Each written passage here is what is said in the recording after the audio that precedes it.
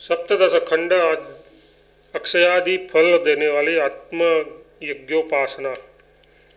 वह पुरुष जो भोजन करने की इच्छा करता है, जो पीने की इच्छा करता है और जो रममाण मतलब प्रसन्न नहीं होता, वह उसकी दीक्षा है। वह जो भोजन करने की इच्छा करता है इत्यादि पुरुष का यज्ञ से सादस्य निरूपण पूर्व ग्रंथ से ही संबंध रखता है। जो आशीषित खाने की इच्छा करता है तथा पिया सती पीने की इच्छा करता है तथा जो इष्ट पदार्थों की अप्राप्ति के कारण रममाण नहीं होता, अर्थात जो इस प्रकार के दुख का अनुभव करता है, वह दुख में सदस्यता होने के कारण विधि यज्ञ की दीक्षा के समान इसकी दीक्षा है। फिर वह जो खाता है, जो पीता है और जो रति का अनुभव करता है, वह उपसदों की सदस्यता को प्राप्त होता है। फिर वह जो भोजन करता है, पीता है और इस पदार्थों के संयोग से रति का अनुभव करता है, वह सब उपसदों की समानता को प्राप्त होता है। उपसदों को पयोव्रतत्व मतलब केवल दुधपान संबंधी सुख प्राप्त होता है। जिन दिनों में स्वल्प आहार प्राप्त हो सकता है, वे समीपी ही है। वह देखकर यज्ञकर्ता को आश्वासन होता है, अतः भोजनादि की उपसदों से सदस्यता है। तथा वह जो हंसता है, जो भक्षण करता है और जो मैथुन करता है, वह सब स्तुत शस्त्र की ही समानता को प्राप्त होता है। तथा वह जो हंसता है, जो भक्षण करता है और जो मैथुन करता है, वह स्तुत शस्त्र की समानता को प्राप्त होता है, क्योंकि शब्दयुक्त होने में उनमें समानता है। तथा जो तप दान सरलता अहिंसा और सत्यवचन है, वे ही उसकी दक्षिणा है। तथा पुरुष के जो तप दान आर्जव अहिंसा और सत्य भाषण आदि गुण है, वे ही उसकी दक्षिणा है, क्योंकि धर्म की पुष्टि करने में दक्षिणा के साथ उनकी तुल्यता है। क्योंकि पुरुष यज्ञ है, इसी से कहते हैं कि प्रसूता होगी अथवा प्रसूता हुई, ये इसका पुनर्जन्म ही है तथा मरण ही अवभृत स्नान है।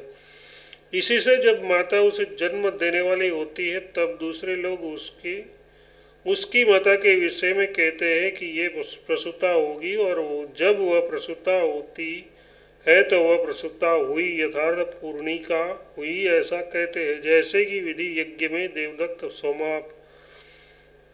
सोमाभिषव मतलब सोमरस का पान या साधन करेगा, अथवा यज्ञदत्त ने सोमाभिषव किया, ऐसा कहते हैं। इस प्रकार सौम्यति यथार्थ तथा अष्टोष्ट शब्दों में समानता होने के कारण पुरुष यज्ञ है। विधि यज्ञ के समान इस पुरुष संज्ञक यज्ञ का जो शोष्यति और अशोष्ट इन शब्दों से संबंध होना है, वह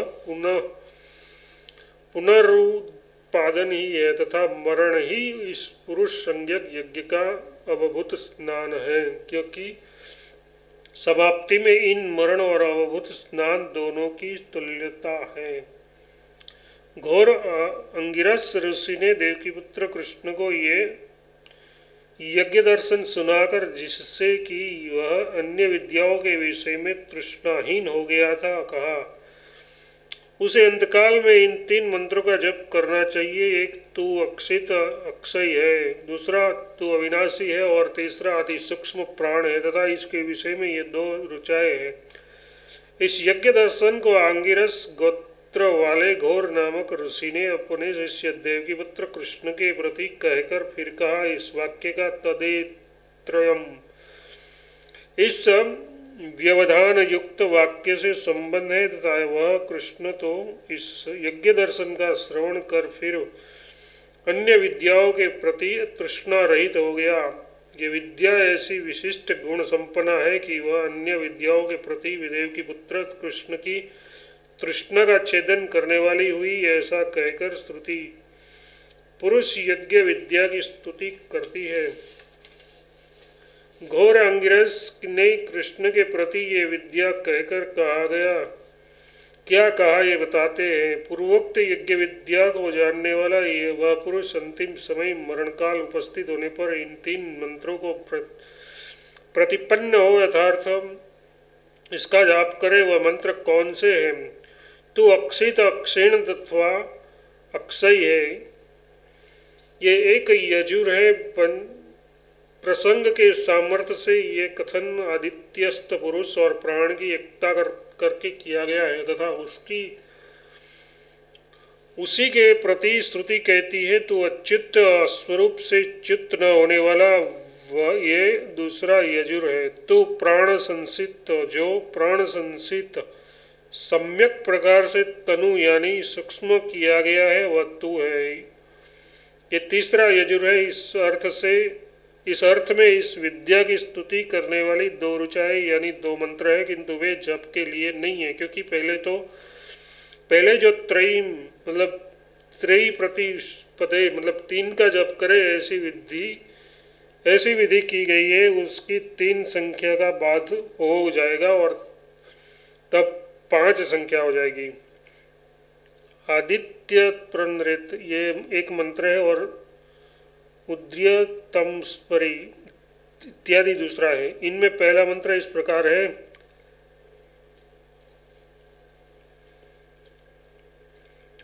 पुरातन कारण का प्रकाश देखते हैं। ये सर्वत्र व्यापक प्रकाश जो परब्रह्म में स्थित परम तेज दीप्यमान है उसी का है। अज्ञान रूप अंधकार से अतीत उत्कृष्ट ज्योति को देखते हुए तथा आत्मीय उत्कृष्ट तेज को देखते हुए हम संपूर्ण देवों में प्रकाशमान सर्वोत्तम ज्योतिष स्वरूप सूर्य को प्राप्त हुए। आता इत इसमें आकाश के पीछे का तकार और इत शब्द अर्थ रहित है। प्रत्यंस्त चिरंतन यानी पुरातन रेतस कारण के यथार्थ जगत के बीजभूत सत्संज्ञक ब्रह्म के ज्योति ही प्रकाश को देखते हैं। अपने अनुबंध तकार से रहित आ शब्द पश्चंती इस क्रिया से संबंध है। इस ज्योत को देखते हैं, इस पर श्रुति कहती है वासरम यथार्थ दिन के समान सर्वत्र व्याप्त उस ब्रह्म की ज्योति को देखते हैं। तात्पर्य है कि जिसकी इंद्रिया विषयों से निवृत्त हो गई है वे ब्रह्मचर्य आदि निवृत्ति के साधनों द्वारा शुद्ध चित्त हुए ब्रह्मवेता उस ज्योति को सब और देखते हैं। जो ज्योति दिवी कोतनवानम परब्रह्म में दीप्यमान है तथा जिस ज्योति से दीप्त होकर सूर्य तपता है, चंद्रमा प्रकाशित होता है, बिजली चमकती है तथा ग्रह और तारागण विशेष रूप से भासते हैं। यहाँ पर ये शब्द निपुंसक लिंग है, ज्योति के साथ अवंती है, इसलिए इसका लिंग बदलकर परम ऐसा समझना चाहिए। तथा उपयुक्त ज्योति को देखने वाला एक दूसरा मंत्रदृष्टा कहता है अज्ञान रूप अंधकार से अतीत जो परम तेज है अथवा अंधकार की निवृत्ति करने वाला जो सूर्यमंडलस्थ उत्कृष्ट तेज है उसे देखते हुए हम प्राप्त हुए। इस प्रकार इसका व्यवधान युक्त क्रिया से संबंध है। वह ज्योति स्व आत्मीय अर्थार्थ हमारे अंतःकरण में स्थित तेज और आदित्य में स्थित तेज एक ही है। जिस अन्य तेज की अपेक्षा उत्कृष्टतर अर्थार्थ उद्वरतर तेज को देखते हुए हम प्राप्त हुए।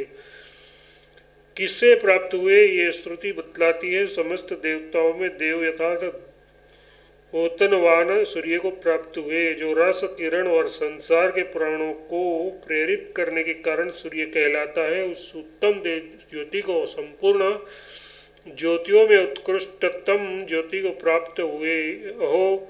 आश्चर्य है कि हम उसे प्राप्त हुए, ऐसा इसका तात्पर्य है। यही वह ज्योति है जिसकी 2 ऋचाओं ने स्तुति की है तथा जो उपयुक्त 3 यजुर श्रुतियां द्वारा प्रकाशित है। ज्योतिरतम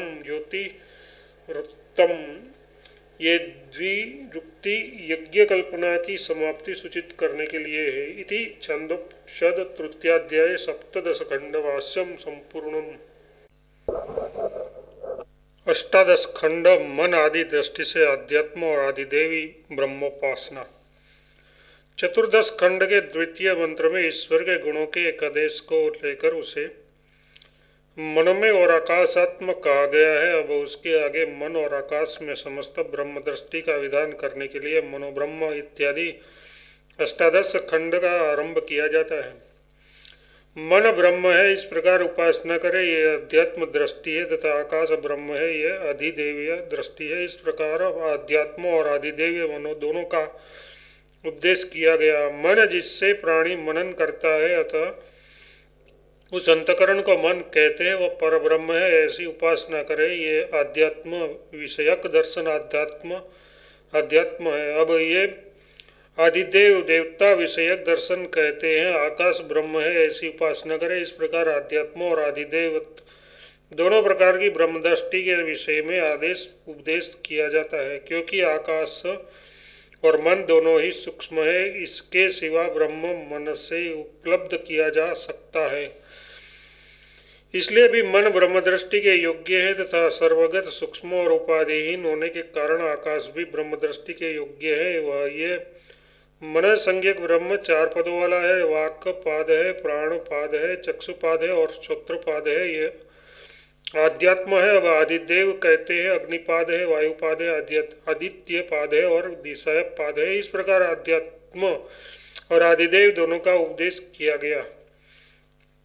वह ये मन संज्ञक ब्रह्म चतुष्पाद है, इसके चार पाद हो उसे चतुष्पाद कहते हैं। ये मनोब्रह्म चतुष्पाद किस प्रकार है, यह श्रुति बतलाती है। वाक प्राण चक्षु और श्रोत्र इसके पाद है, ये अध्यात्म दृष्टि है। अब अधिदेव बतलाते हैं, आकाश संज्ञक ब्रह्म के अग्नि वायु आदित्य और दिशा ये पाद है। इस प्रकार अध्यात्म और आदिदेव दोनों प्रकार के चतुष्पाद ब्रह्म का आदेश किया गया।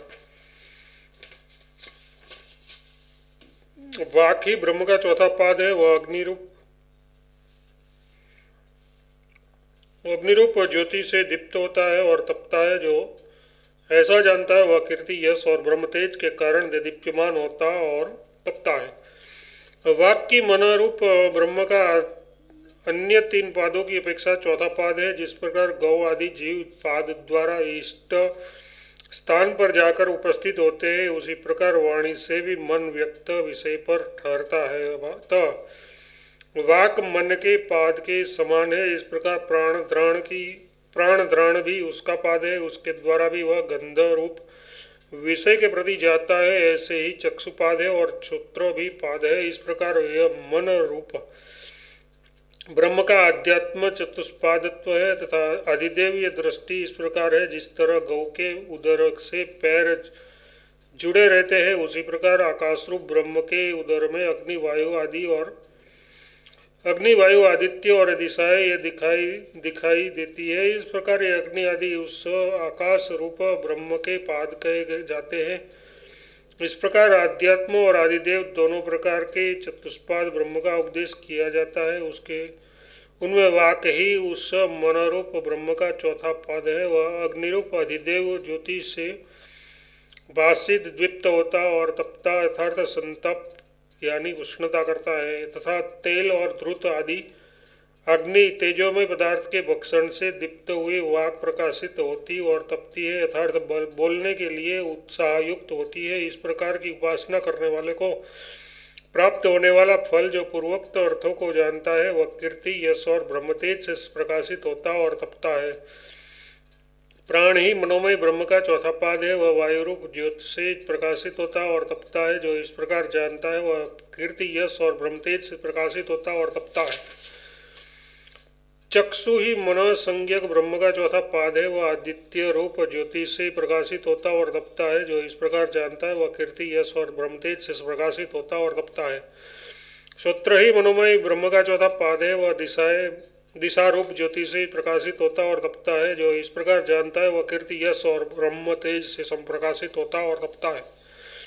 इस प्रकार प्राण ही ब्रह्म का चौथा पाद है। वह प्राण वायु द्वारा गंध ग्रहण के लिए प्रकाशित होता और तपता है, अर्थात उत्साहित होता है। इस प्रकार चक्षुरूप ग्रहण के लिए आदित्य द्वारा और स्तोत्र शब्द ग्रहण के लिए दिशाओं द्वारा उत्साहित होता है। इस प्रकार की उपासना का फल सर्वत्र समान है।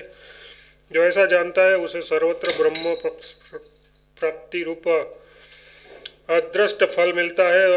ये एवं वेद, ये एवं वेद, इस अद्विरिक्त विद्या की समाप्ति के लिए है। इति छांदोपनिषद तृतीयाध्याय अष्टादश खंड भाष्य संपूर्णम। 19 खंड। आदित्य और अंड दृष्टि से अध्यात्म एवं आदिदेवीय उपासना। आदित्य को ब्रह्म का पाद बतलाया गया है, अतः उसमें समस्त ब्रह्म की दृष्टि करने के लिए इस खंड का आरंभ किया जाता है। आदित्य ब्रह्म है ऐसा उपदेश है, उसी की व्याख्या की जाती है। पहले ये असत ही था, वह सत कार्याभिमुख हुआ, वह अंकुरित हुआ, वह एक अंडे में परिणित हो गया, वह एक वर्ष पर्यंत उसी प्रकार पड़ा रहा, फिर वह फूटा, वे दोनों अंड के खंड रजत और स्वर्ण रूप हो गए। आदित्य ब्रह्म है, ये आदेश उपदेश है। उस आदित्य का श्रुति के लिए उपाख्यान किया जाता है। पहले यथार्थ अपनी उत्पत्ति से पूर्व की अवस्था में वह संपूर्ण जगत असत नाम से, असत जिसके नाम रूपों की अभिव्यक्ति नहीं हुई है ऐसा था। सर्वथा असत मतलब शून्य ही नहीं था, क्योंकि असत से सत की उत्पत्ति कैसे हो सकती है। इस प्रकार आगे छठे अध्याय में श्रुति ने असत्यात्म का प्रतिषेध किया है। पूर्व पक्ष, किंतु यहाँ सदैव असित ऐसा विधान होने के कारण विकल्प हो सकता है। सिद्धांति नहीं, क्योंकि क्रियाओं के समान वस्तु में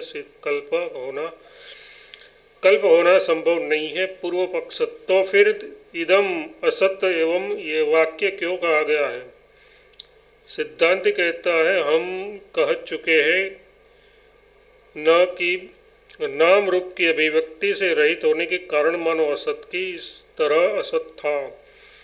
पूर्वा, किंतु एवं शब्द तो निश्चयार्थक है। सिद्धांति, ये तो ठीक है, किंतु ये सत्ता के अभाव का निर्देश निश्चय नहीं करता। पूर्व, तो फिर क्या करता है। सिद्धांति, व्यक्त नाम रूप के अभाव का निश्चय करता है। सत शब्द का प्रयोग जिनके नाम रूप व्यक्त हो गए हैं उन पदार्थों के विषय में देखा गया है, और जगत के नाम रूप की अभिव्यक्ति प्रायः आदित्य के अधीन है, क्योंकि उसके अभाव में घोर अंधकार रूप हुआ ये जगत कुछ भी नहीं जान जाता।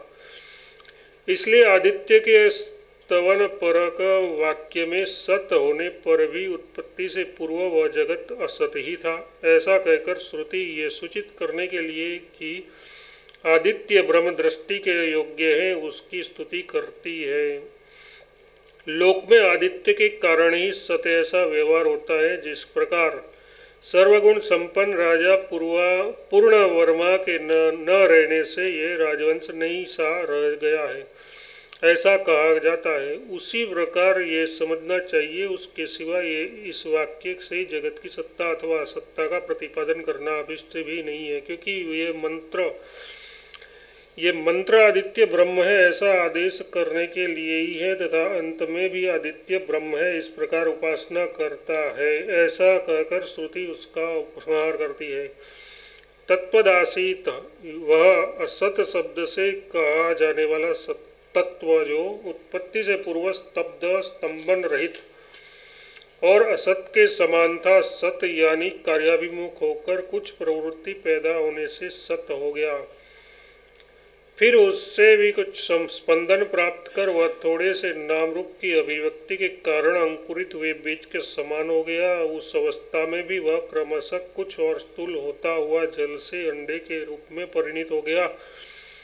अडम्ब, ये दीर्घ प्रयोग वैदिक है। ये अंडा संवत्सर नाम से प्रसिद्ध काल की मात्रा यानी परिमाण तक यथार्थ पूरे एक वर्ष उसी प्रकार अंड रूप में उस एक रूप से पड़ा रहा। तात्पर्य, एक वर्ष परिमाण काल के अनंतर वह पक्षियों के अंडे के समान फूट गया। उस फूटे हुए अंड के जो दो खंड थे वे रजत और स्वर्ण रूप हो गए। उनमें से जो खंड रजत हुआ वह पृथ्वी है और जो स्वर्ण हुआ वह दुलोक है। उस अंडे का जो जरायु मतलब स्थूल गर्भ वेष्टन था वही वे पर्वत है। जो उल्ब मतलब सूक्ष्म गर्भवेष्टन था वह मेघों के समान कोहरा है। जो दमनियाँ थी वे नदियाँ हैं तथा जो वस्तिगत जल था वह समुद्र है।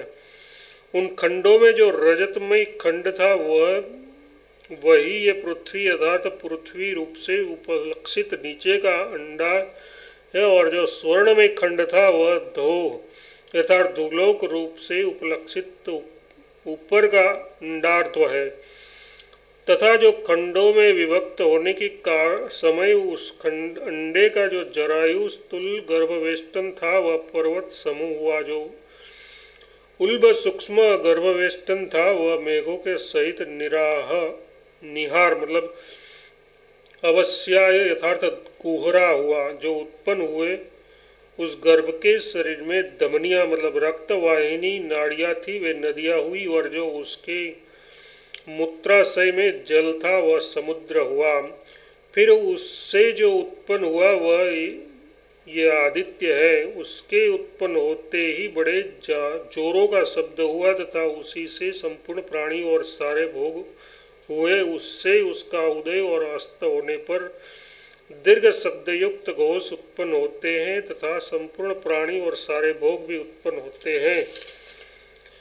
फिर उस अंडे में जो गर्भ रूप से उत्पन्न हुआ वह आदित्य है, उस आदित्य के उत्पन्न होने पर उल्लव उरुरव यानी सुदर व्यापी शब्द वाले घोष शब्द उपस्थित हुए उत्पन्न हुए। जिस प्रकार की लोकों में किसी राजा के यहाँ प्रथम पुत्र जन्म होने पर उत्सव पूर्ण कोलाहल हुआ करता है, तथा उसी समय समस्त स्थावर जंगम जीव और उन जीवों के काम जिनकी कामना की जाती है वे स्त्री वस्त्र एवं अन्न आदि विषय उत्पन्न हुए, क्योंकि प्राणी वर्ग और उसके भोगों की उत्पत्ति आदित्य के जन्म के कारण ही हुई है। इसलिए आजकल भी उस सूर्योदय के उदय के प्रति और प्रत्यायन यथार्थ प्रस्थगमन मतलब अस्त के प्रति तथा पुनः पुनः प्रत्यागमन ही प्रत्याय है, उसके प्रति अर्थात उसे ही निमित्त बनाकर संपूर्ण भूत सारे भोग और दीर्घ शब्दयुग घोष उत्पन्न होते हैं। सूर्य के उदय आदि होने के समय यह सब प्रसिद्ध ही है। वह जो इस प्रकार जानने वाला होकर आदित्य की ये ब्रह्म है इस प्रकार उपासना करता है वह आदित्य रूप हो जाता है, तथा उसके समीप शीघ्र ही सुंदर घोष आते हैं और उसे सुख देते हैं। ये जो कोई इस आदित्य को ऐसी महिमा वाला जानकर उसकी ये ब्रह्म है इस प्रकार उपासना करता है वह तद्रूप ही हो जाता है, ऐसा इसका भावार्थ है, तथा उससे ये दृष्ट फल भी मिलता है। इस प्रकार जानने वाले उस उपासक के समीप अभ्यास मतलब शीघ्र ही साधु सुंदर घोष आकर प्राप्त होते हैं। मूल में यत शब्द क्रिया विशेषण है। घोषादि की साधुता यह है कि उसका उपभोग करने पर पापानुबंधन नहीं होता, वे घोष आते हैं और उसे सुख देते हैं। तात्पर्य है कि घोषों का केवल आगमन ही नहीं होता, वे उसे सुख भी देते हैं। निम्बेड द्विरिक्त अध्याय की समाप्ति सूचित करने के और आदर प्रदर्शित के लिए है। इति छंदोपनिषद तृतीयाध्याय 19 खंड भाष्य संपूर्णम। इति श्री गोविंद भगवत पूज्य पाद शिष्यस्य परमहंस परिवाज्याचार्यस्य श्री मच्छकंदर भगवतः कृतो छंदोपनिषद्वाणे तृतीयोध्याय समाप्त। अथ चतुर्थोध्याय प्रथम खंड राजा जानश्रुति और रैव का उपाख्यान। वायु और पुराण में ब्रह्म की पाद दृष्टि के अध्यास का वर्णन पहले तृतीय अध्याय में कर दिया गया। अब इस समय उसका साक्षात ब्रह्म रूप से उपास्यत्व बतलाने के लिए आगे का प्रकरण आरंभ किया जाता है। यह जो आख्यायिका है वह सरलता से समझने के लिए तथा विद्या के दान और ग्रहण की विधि प्रदर्शित करने के लिए है। साथ ही इस आख्यायिका द्वारा श्रद्धा अन्नदान और विनय आदि का विद्या प्राप्ति में साधत्व भी प्रदर्शित किया जाता है। जानश्रुति की संतान परंपरा में उत्पन्न एवं उसके पुत्र का पौत्र श्रद्धा पूर्वक देने वाला एवं बहुत दान करने वाला था और उसके यहाँ दान करने के लिए बहुत सा अन्न पकाया जाता था। उसने इस आशय से कि लोग सब जगह मेरा ही अन्न खाएंगे सर्वत्र निवास स्थान धर्मशाले बनवा दिए थे। जानश्रुति का द्वितीय वंशधर ह ये निपात इतिहास का घोतक है। पुत्र के पोते को पौत्रायण कहते हैं, यही श्रद्धादेव था। उसके पास जो कुछ था वह ब्राह्मण आदि को श्रद्धापूर्वक देने के लिए ही था, इसलिए उसे श्राद्धदेव कहा गया है। बहुदाई जिसका स्वभाव बहुत दान करने का था, और बहुपाक्य जिसके घर में नित्य प्रति बहुत सा पाक्य पकाया हुआ अन्न रहता था, अर्थात जिसके घर भोजनार्थियों के लिए बहुत सा अन्न पकाया जाता था, ऐसा था। ऐसे गुणों से युक्त व जनश्रुति की संतति में उत्पन्न हुआ उसका पौत्र प्रपौत्र किसी उत्तम देश और काल में हुआ था, प्रसिद्ध है। उसने बहुत और समस्त दिशाओं में ग्राम और नगरों के भीतर अवस्थस्थ धर्मशाले जिनमें आकर यात्री ठहरते हैं वे अवस्थस्थ कहलाते हैं, निर्मित कराए अर्थात कर बनवा दिए थे। इससे उसका वह अभिप्राय था कि उन धर्मशालाओं में निवास करने वाले लोग सर्वत्र मेरा ही अन्न भोजन करेंगे। वह इस प्रकार रहता हुआ वह राजा जब एक बार गर्मी के समय अपने महल की छत पर बैठा था, उसी समय रात्रि में उधर से हंस उड़कर गए। उनमें से एक हंस ने दूसरी हंस से कहा, अरे ओ भल्लाक्ष देख, जानश्रुति पौत्रायण का तेज दुलोक के समान फैला हुआ है, तो उसका स्पर्श न कर, वह तुझे भस्म कर डालेगा। उस समय नीजा अर्थात रात्रि में उधर से हंस उड़कर गए राजा ने अन्नदान संबंधी गुणों से संयुक्त हुए ऋषि या देवता अंशरूप होकर गया राजा की दृष्टि के सामने होकर उड़े। उस समय उठकर जाते हुए उन हंसों में से पीछे उठते हुए एक हंस ने आगे उठकर जाते हुए दूसरे हंस से अरे ओ भल्लाक्ष इस प्रकार संबोधन करते हुए, और जैसे कि देखो देखो बड़ा आश्चर्य है इत्यादि कथन में देखा जाता है, उसी प्रकार भल्लाक्ष ऐसा कहकर अपने कथन के प्रति आदर प्रदर्शित करते हुए कहा। भल्लाक्ष ऐसा कहकर उसकी मंद दृष्टिता को सूचित करते हुए वह बोला, अथवा सम्यक ब्रह्मज्ञान के अभिमान से युक्त होने के कारण उस आगे उड़ने वाले अंश से निरंतर छेड़े जाने से पीड़ित होकर क्रोधवश उसे भल्लाक्ष कहकर सूचित करता है। क्या सूचित करता है ये बताते हैं। जानश्रुति पौत्रायण की ज्योति अन्नदान आदि जनित प्रभाव से प्राप्त हुई क्रांति दुलोक के समान फैली हुई है, यथार्थ दुलोक का स्पर्श करने वाली है। अथवा उसका ये भी तात्पर्य हो सकता है कि देवा यानी दिन के समय है, उससे प्रसंग सज्जन यानी शक्ति न कर, यथार्थ उस ज्योति से संबंध न कर, उसका संग करने से वह ज्योति तुझे भस्म यथार्थ दग्ध न कर डाले। यहाँ पुरुष का परिवर्तन करके माँ प्रदाक्षी के स्थान में माँ प्रदाक्षित ऐसा पाठ समझना चाहिए। उससे दूसरे अग्रगामी अंश ने कहा, अरे तो किस महत्व से युक्त रहने वाले इस राजा के प्रति इस तरह सम्मानित वचन कह रहा है? क्या तू ऐसे गाड़े वाले रैव के समान बतलाता है? इस पर उसने पूछा, ये जो गाड़ी वाला रैक्व है कैसा है? इस प्रकार कहते हुए उस हंस से दूसरे आगे चलने वाले हंस ने कहा, अरे ये बेचारा राजा तो बहुत तुच्छ है, भला किस रूप में वर्तमान कैसे महत्व से युक्त रहने वाला इस राजा के प्रति तो इस प्रकार ये अत्यंत सम्मान पूर्वक शब्द कह रहा है। ऐसा कहकर वह उसकी अवज्ञा करता है। क्या तू इसे गाड़ी वाले रैक्व के समान बतलाता है? जो युग्वा यथार्थ गाड़ी के साथ स्थित है उसे सयुग्वा कहते हैं। ऐसा जो रैक्व है उसके समान तो इसे बतलाता रहा है। ये कथन इसके अनुरूप नहीं है, यथार्थ ये रैक्व के समान है, ऐसा कहना उचित नहीं। इस पर दूसरे ने कहा, जिसके विषय में तू कह रहा है वह गाड़ी वाला रैक्व कैसा है? ऐसा कहने वाले उस अंश से लक्ष्य बोला, जैसा वह रैक्व है सुन। जिस प्रकार द्रुत क्रीड़ा में कृतनामक पासे के द्वारा जीतने वाले पुरुष के अधीन उससे निम्न श्रेणी के सारे पासे हो जाते हैं, उसी प्रकार प्रजा जो कुछ सत्कर्म करती है वह सब उस रैक्व को प्राप्त हो जाता है। जो बात वह रैक्व जानता है उससे जो कोई भी जानता है उसके विषय में भी मैंने ये कह दिया।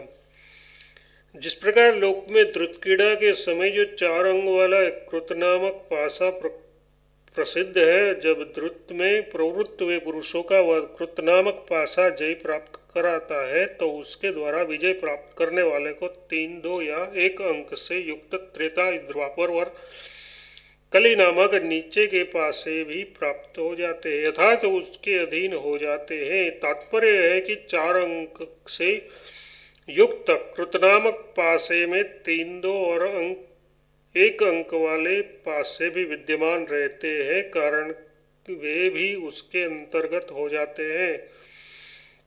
ऐसा यह दृष्टांत है। उसी प्रकार कृतस्थानीय इस रैक्व को त्रेतादि स्थानीय व सब प्राप्त हो जाता है, सब उस रैक्व के अंतर्गत हो जाता है। वह क्या है? वह यह है कि जो कुछ लोक में प्रजा साधु शोभन यानी धर्म कार्य करती है, सबका सब रैक्व के धर्म में समा जाता है। तात्पर्य है कि समस्त प्राणियों के धर्मफल उसके इस धर्मफल के अंतर्गत हो जाते हैं, तथा दूसरा पुरुष भी जो कोई उस विद्या को जानता है वह वैद्य क्या है,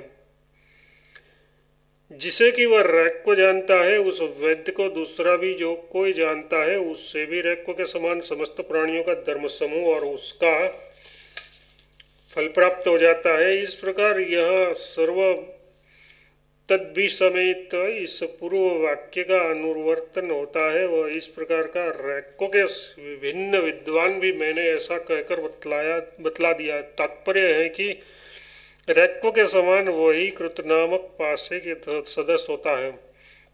इस बात को जानस्तुति पौत्रायण ने सुन लिया। दूसरे दिन सवेरे उठते ही उसके सेवक ने कहा, अरे भैया, तू गाड़ी वाले रैक्व के समान मेरी स्तुति क्या करता है? इस पर सेवक ने पूछा, ये जो गाड़ी वाला रैक्व है कैसा है? राजा ने कहा, जिस प्रकार कृतनामक पासे के द्वारा जीतने वाले ऋष के अधीन उससे निम्नवर्ती समस्त पासे हो जाते हैं, उसी प्रकार उस रैक्व को जो कुछ प्रजा सत्कर्म करती है वह सब प्राप्त हो जाता है, तथा जो कुछ वह रैक्व जानता है उससे जो कोई जानता है उसके विषय में भी इस कथन द्वारा मैंने बतला दिया। महल की छत पर स्थित राजा जानश्रुति पौत्रायण ने अपनी निंदारूप और रैक्व आदि किसी अन्य विद्वान की प्रशंसारूप ये इस प्रकार का अंश का वचन सुन लिया, तथा उस अंश के वचन को पुनः पुनः स्मरण करते हुए उसने शेष रात्रि को बताया। तब बंदियों द्वारा स्तुति युक्त वाक्यों से जगाए जाने पर राजा ने सैया अथवा निंद्रा को त्यागते हुए सेवक से कहा, हे वत्स, अरे क्या तू मुझे गाड़ी वाले रैक्व के समान बतला रहा है? तात्पर्य है कि स्तुति के योग्य तो वही है, मैं नहीं हूँ, अथवा तू जाकर गाड़ी वाले रैक्व को उसे देखने की मेरी इच्छा सुना। ऐसा अर्थ होने पर सुविज्ञानम एवं इसमें इन शब्द निश्चयार्थक यथार्थ अर्थहीन जानना चाहिए। राजा के अभिप्राय को जानने वाले उस सेवक ने रैक्व को लाने की इच्छा से पूछा, ये जो गाड़ी वाला रैक्व है कैसा है? यथार्थ राजा के इस प्रकार कहने पर उसे लाने के लिए उसके चिन्ह जानने की इच्छा से उसके ये जो गाड़ी वाला रैक्व है कैसा है ऐसा कहा। तब राजा ने बल्लाक्ष का वचन भी दोहरा दिया। उसके कथन को याद रखकर वह सेवक को उसकी खोज करने के अंतर में मैं उसे नहीं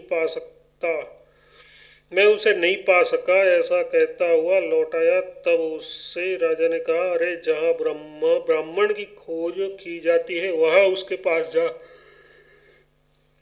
वह सेवक नगरी या ग्राम में जाकर वहां खोजने के अनंतर मैंने रैको को नहीं जाना, नहीं पहचाना, ऐसा कहता हुआ लौट आया। तब राजा ने उस सेवक से कहा, रे जहाँ एकांत जंगल में नदी के तीर आदि शून्य स्थानों में ब्राह्मण ब्रह्मवेत्ता की खोज की जाती है, वहां इस रैको के पास